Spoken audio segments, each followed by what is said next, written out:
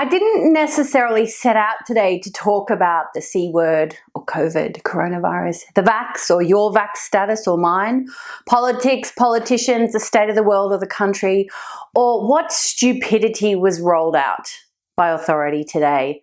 I didn't want my work to necessarily be about that or any of the day-to-day happenings in this three-dimensional reality. But it turns out it's unavoidable because everything is connected.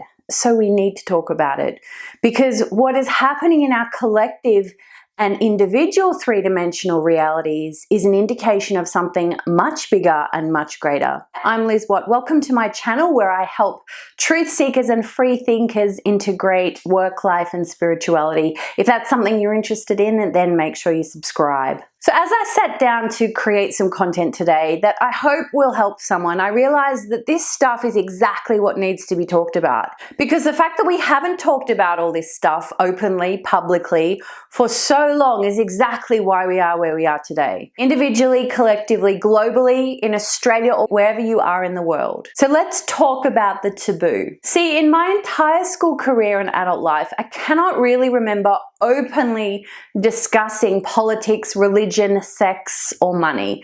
So through 13 years of schooling, I never learned about the Constitution, the law, or how the legal, financial, and government systems work. We never discussed morals or ethics in any depth, or natural law, or any law. We never talked about what makes a good relationship or how to have a good relationship with someone else or yourself. At a religious school, we were told what religious beliefs to hold, but we never discussed them and what they meant to us, and we never talked about spirituality, and money was totally off the table. Yet, these are the things that form the fundamental foundations of modern society, but we don't talk about them publicly or privately, and we certainly don't teach or talk about these things with our children. Even worse than not teaching these topics, we do not teach our children how to think critically and creatively and to question the way the world works, nature, government, authority, or what is right for them. As a result, we now have generations of apathetic and ignorant individuals blindly following the herd. It's beyond time to talk about and question the way we are told the world is and the way things are. It is beyond time to consider if the world we live in is the best we can do. It is beyond time to do better rather than leaving it up to someone else to do. It is beyond time to start to take responsibility for oneself, worry about yourself and the consequences of your choices and decisions, and empower others to do the same. So the one thing that people are talking about lately is your vax status and whether you've checked in and what you think about the government. So did you check in? No. Did you tell the government what you're doing? No. Are you vaxxed? No. Do you agree with the government? No. Well, if not, then you're quickly labelled as an anti-vaxxer, a conspiracy theorist, radical, selfish, a psychopath, or more recently in Australia, a domestic terrorist.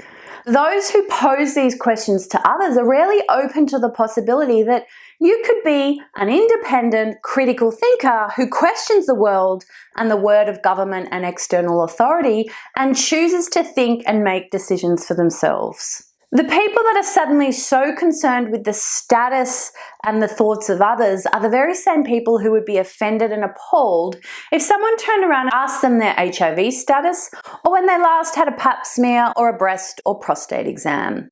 So if you're asking the questions of others, have they been vaxxed, have they checked in, think about why and how you would feel if condemned in the same way for the way you see the world or the choices that you make. What has changed that all of a sudden individuals are taking it upon themselves to ask their friends, family, work colleagues, and even total strangers their medical status? What has changed that people suddenly think they have the right to ask another person for private information? What has changed that makes people think it is their business and their right to police, judge, and condemn the individual choices another person makes? Simple.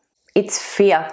Governments and mainstream media around the world are fueling a narrative of fear and death and destruction. We're constantly told to wear a mask, get a jab, stay inside, social distance, stand aside, disconnect, and stay away. or you will die. And those who do not comply will be the ones that kill you.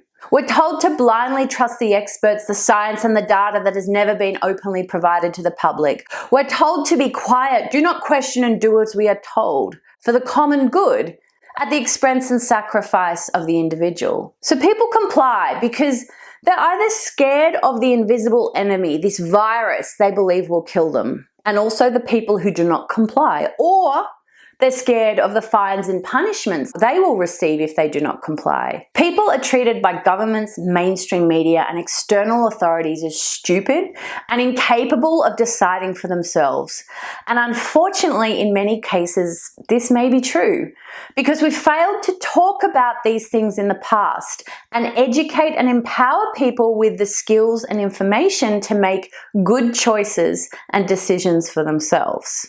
Governments, mainstream media, and external authorities are failing to provide advice, information, education, support, and help to their citizens. They are failing to provide an open dialogue and a search for an objective truth. Instead, they instill fear, mistrust, separation, and division as they tell us to stay in our homes, lock the door, muzzle up, close our businesses, do not work, and do not earn an income. As a result, the world is experiencing failing economies, increasing mental health issues, disconnection, isolation, depression, separation, division, and fear. Many people are choosing to ignore these things and pretend they're not there because it's not affecting them yet, because their life is still okay so far. The threat is not the virus, it is external authorities who are failing the people. It's the government that is failing to provide a broad spectrum of perspectives, information, and experts to openly discuss the issues and the options.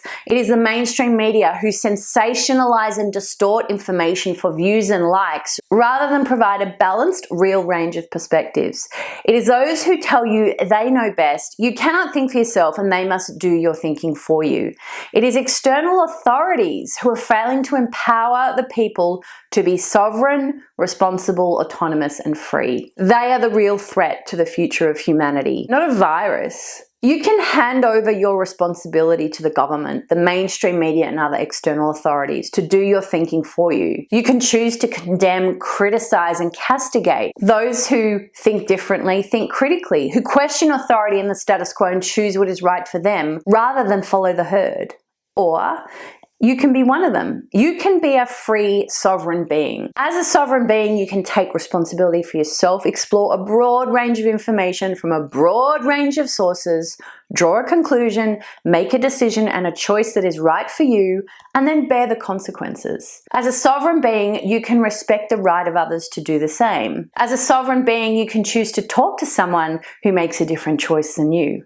So politely and respectfully, you can try to understand and treat them the way you would like to be treated. Before you label them an anti-vaxxer, conspiracy theorist, radical, selfish, psychopath, or a domestic terrorist. Before you choose to condemn, criticize, castigate, or shun, think about how you would like to be treated for the ideas, values, and beliefs that you choose to hold. At present, we're living in a world dominated by fear, separation, division, and authoritarian dictatorship.